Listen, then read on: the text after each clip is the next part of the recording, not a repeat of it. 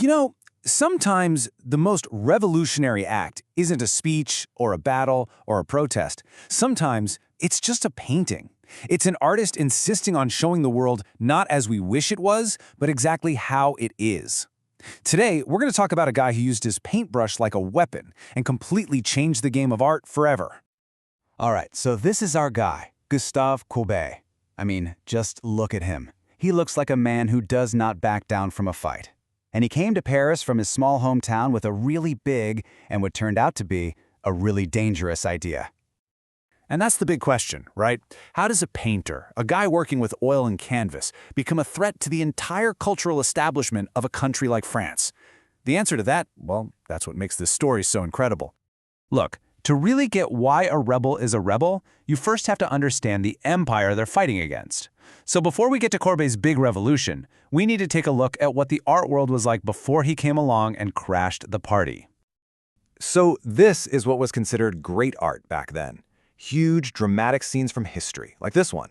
It's a story from ancient Rome, full of muscular heroes and perfect-looking women, all painted so precisely it's almost like a photograph.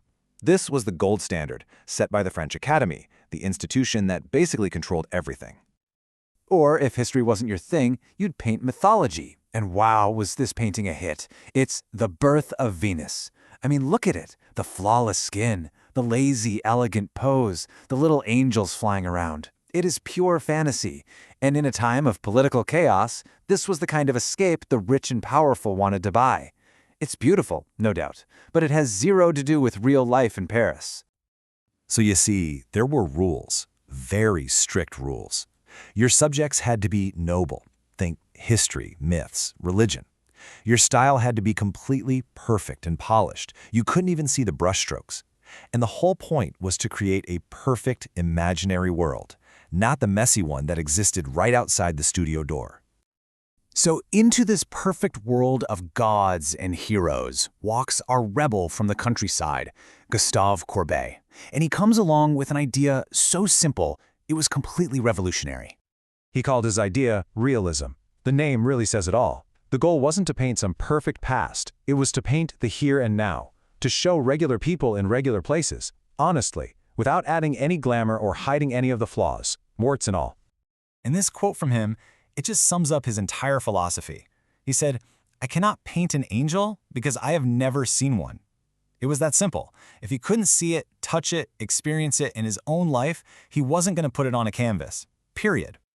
Okay, so you can probably guess what happens next. What happens when this radical idea of just paint what you see slams head-on into an establishment that only wants perfect fantasies? Well, you get a scandal. A huge one. And let's just look at this clash. On the right, you've got that perfect, weightless Venus, a total dream. On the left, that's Courbet's painting The Bathers. These are not goddesses. They are solid, real women. One of them is stepping out of a creek, and her body isn't perfect or idealized. It's just real. And let me tell you, the Paris art world completely lost its mind. Now here's the thing. The scandal wasn't really about nudity. The establishment loved a good painting of a nude goddess. No, the scandal was that Courbet dared to paint a normal, modern woman on a massive canvas, with all the lumps and bumps of an actual human body. To the critics, this was more than just ugly, it was vulgar. It was an insult to their whole system. This fight got so famous that it ended up in the newspapers as a joke. This cartoon here shows the two styles, idealism and realism, literally having a duel. On the right, you see idealism as this graceful, classical statue. And on the left, you've got this tough, scrappy-looking painter who looks a lot like Courbet, ready for a brawl. So let's just break it down. The Academy wanted gods. Courbet painted workers. The Academy demanded perfection. Courbet gave them reality. The Academy wanted a slick, polished surface. Courbet let you see the thick, gloppy paint. It was escapism versus truth, a total showdown. But for Courbet, this was never just about art. His rebellion on canvas was tied directly to his politics. And as France spiraled into war and revolution, his art and his politics were about to collide in a really, really big way. So here's the super quick version of the chaos. France goes to war and gets crushed. The government collapses. In the power vacuum, a radical, working-class uprising called the Paris Commune takes over the city. And Courbet, a lifelong socialist, is all in. They even put him in charge of the arts. And that's when he gets involved in something that will seal his fate. He argued for tearing down the Vendôme column, this massive monument to Napoleon's military conquests. To him, it was a symbol of war and empire, and he hated it. And of course, the papers had a field day, drawing cartoons like this one of him gleefully pulling the whole thing down. And this wasn't just a cartoon, it really happened. This is an actual photograph of the column lying in ruins. For Courbet and his allies, this was a huge symbolic act, tearing down the old world. But when the French army came back, retook Paris, and brutally crushed the Commune, they were looking for a scapegoat. And guess who they blamed? Courbet. He was arrested and thrown in prison. He actually painted this self-portrait while he was locked up. The rebel who had challenged the art world had now challenged the state itself, and he was paying a heavy price. Courbet eventually got out of prison, but he was financially ruined and forced to live in exile. So in the short term, it really looked like he had lost. But when we look at the long game, at the revolution he started in art, he absolutely won the war. So what was his ultimate legacy?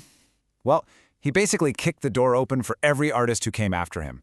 He proved that a painting of some guys breaking rocks or a funeral in a small town could be just as powerful and just as important as a painting of a god or a king. I mean, just take a look at this landscape. There are no goddesses or nymphs hiding in the caves. It's just rock and sea and cloudy sky. It's powerful, it's raw, it's real. By painting the world exactly as he saw it, he paved the way for the next generation of rebels, the Impressionists, who took his ideas and just ran with them. So when you boil it all down, his impact was massive. He took ordinary, everyday life and said, "This is worthy of great art." He challenged the idea that some stuffy academy should tell artists what to paint. He laid the groundwork for modern art as we know it. And he proved that a painting could be way more than just a pretty picture. It could be a powerful statement. And that's why Courbet's story still matters so much. His whole fight was about showing the truth of his time. It kind of makes you wonder, right? When you look at the art being made today, in galleries, on your screen, on the side of a building, what truths are today's artists trying to show us?